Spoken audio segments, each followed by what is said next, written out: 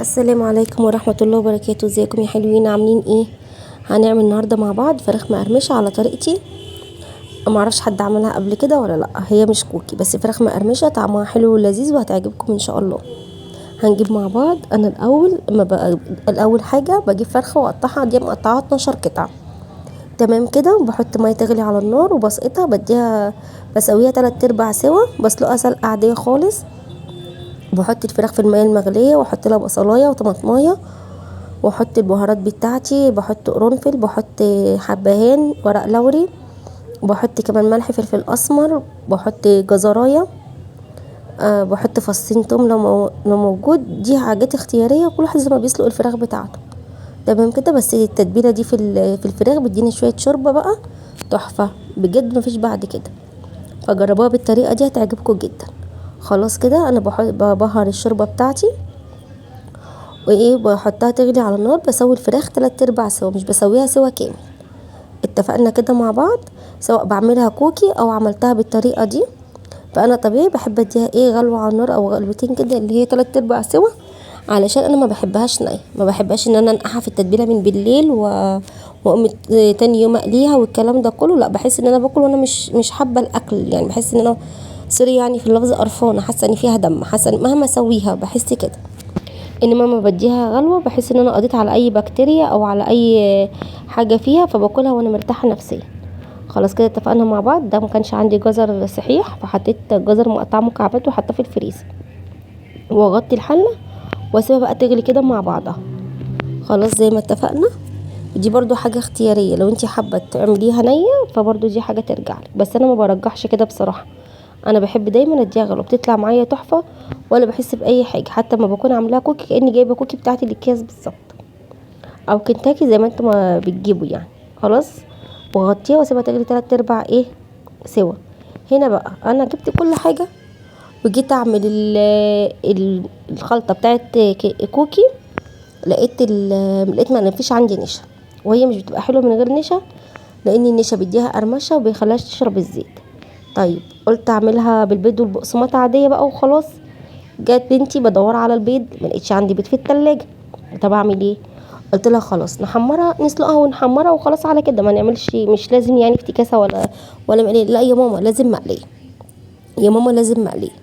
طب اعمل ايه؟ لقيت عندي لبن بودره في التلاجة. حطيت شويه لبن بودره وحطيت عليهم معلقتين دقيق، معلقه لبن بودره ومعلقه دقيق. وبهرت طبعا الخلطه بتاعتي، ملح، فلفل اسمر، شويه حبهان. انا ما بكترش البهارات في الخلطه، لاني كده كده انا مبهره الشوربه والفراخ شاربه من البهارات. خلاص. بس بحط بهارات تاني عشان الطبقه اللي بره تبقى متبهره، ما يبقاش الفراخ عندي متبهره وطعمها حلو والطبقه اللي بره ملهاش طعم، هتبوظ لي طعم الفراخ. خلاص كده. حطيت ملح، فلفل اسمر، شويه حبهان، شويه بابريكا مدخنه. اللهم صل على النبي. حطيت كمان كاري كده. انا ما بحبش الكركم عشان ما بحبش الحاجه تبقى صفرا قوي. ماشي كده. وبهرتها بقى وحطيت شويه ميه وقلبت، عملتها كده عجينه لا هي تقيله ولا هي خفيفه، مظبوطه. تمام كده مع بعض. وحطيت كمان معاهم معلقه خل علشان يديها قرمشه وما يخليهاش تشرب الزيت.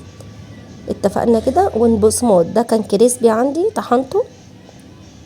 طحنت الكريسبي، وكان عندي شويه بقسماط ناعمين صغيرين حطيتهم عليه وطحنت الكريسبي ده بنجيبه من عند العطار عادي، وتطحنيه في الخلاط لان هو بيبقى خشن قوي، فيبقى بيقرش قوي تحت البق بعد ما تعمليه. لو حطيتيه صحيح مش هتعرفي، يبقى ناشف قوي تحت البق وانتي بتعمليه، ما بيتقرقش بسهوله. وبعد كده اروح اجيب قطعه الفراخ واروح حطاها على ايه، على البقسماط. نسيت اقول لكم ان انا حطيت كمان في الخليط السائل معلقه ربع معلقه صغيره بيكنج باودر. اتفقنا كده. وهقلب بقى الفراخ في الخليط السائل واحطها في البقسماط وبعد كده اقليها في الزيت. ما فيهاش اي افتكاسه ولا اي حاجه. حابه تحطي في البقسماط اللهم صل على النبي، الحبه السوداء اللي هي حبه البركه، بيبقى برضو تحفه، بيبقى طعمه جميل جدا. حابه تحطي سمسم برضو بيبقى طعمه هايل. فدي كلها اختيارات ودي كلها حاجه ترجع لك انت. بصوا ده شكل الكريسبي وانا جايباه من عند العطار، وانا لما طحنته، وانا بطحنه في المطحنه العاديه بتاعه الخلاط، بيبقى ناعم كده زي البقسماط العادي، فبيسهل عليا في الاكل. ده بعد ما طحنته زي ما انتوا شايفين. خلاص كده. حابه تحطي في الخليط توفري البهارات دي كلها وتحطي مرقه دجاج فوريه، برضو دي حاجه بترجع لك انت. ماشي.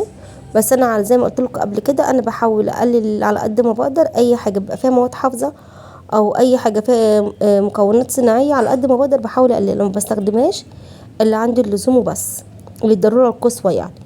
زي مثلا مرقه دجاج بحب احطها في الملوخيه، لو انا مثلا بعمل لانشون، لو انا بعمل الفراخ البانيه اللي هو بتاع الشركات، الحاجات دي بضطر ان انا اجيب له مرقه دجاج فوريه او مرقه دجاج العاديه. انما بقى الخضار، الرز، الحاجات اللي زي دي انا ما بحطش خالص مرقه دجاج ولا حاجات من دي، لاني بحاول على قد ما اقدر اقلل المواد الحافظه في استخدامي في البيت، واي مكسبات طعم او اي حاجات من دي لا، بحاول اعوضها بالبهارات. خلاص كده. وحطيت كمان معاهم رشه بصل باودر. خلاص كده اتفقنا.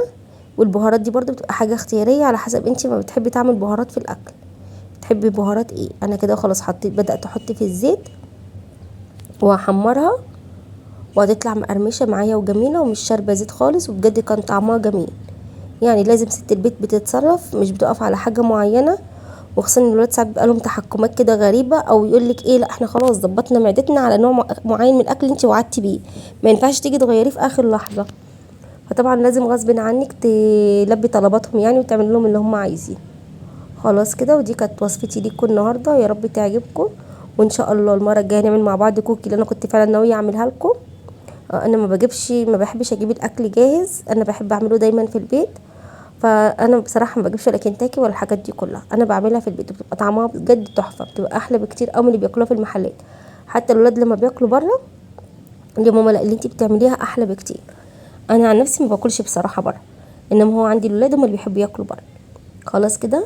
ديت هي ما بنغمقهاش قوي، هنا بس غمقت مني شويه. انت حابه اللون ده حلو جدا برضو، حابه تعملي اللون ده تمام، حابه تخليها لونها ذهبي تمام.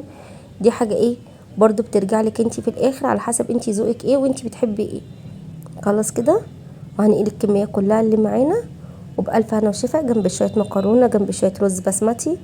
لو حابين ان انا ابقى اعمل لكم الاكله على بعضها، يعني مثلا انا مثلا عملت خضار ورز، عملت الفراخ جنبها مكرونه او اي حاجه، عايزين الاكله على بعضها، ياريت تكتبوا لي في التعليقات. لو انتوا حابين كده ان انا بعمل الوصفه بس اللي انا بعملها، او انتي تحبي تحطي جنبها اللي انتي بتحبيه او تاكلي معاه اللي انتي بتاكليه، ممكن تعملي كده بطاطس محمره وتاكلي بالعيش عادي.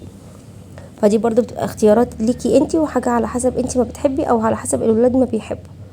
شوفوا انتوا حابين ايه، وياريت تكتبوا لي في التعليقات وتقولوا لي رايكم في الفيديوهات ورايكم في شرحي ليها، واذا كانت بتفكوا ولا لا.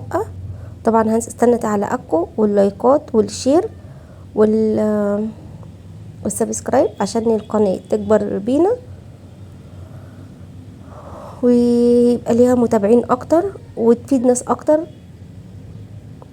بصراحه انا لغايه اللايك والشير والحاجات دي كلها انا مش بعرف اتكلم، مش بعرف اطلب اقول اعملوا ايه او ما تعملوش ايه.